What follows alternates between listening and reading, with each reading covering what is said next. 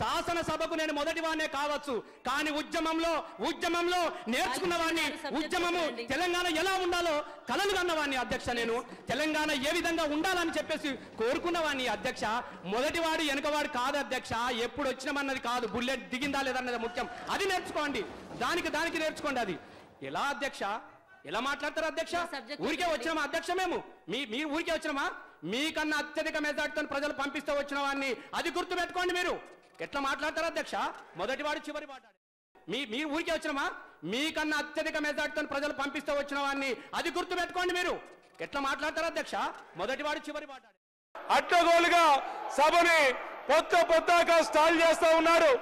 ఆ రోజా గారు ఇష్టం వచ్చినట్టు బండ బూతులు మాట్లాడుతూ ఉంది.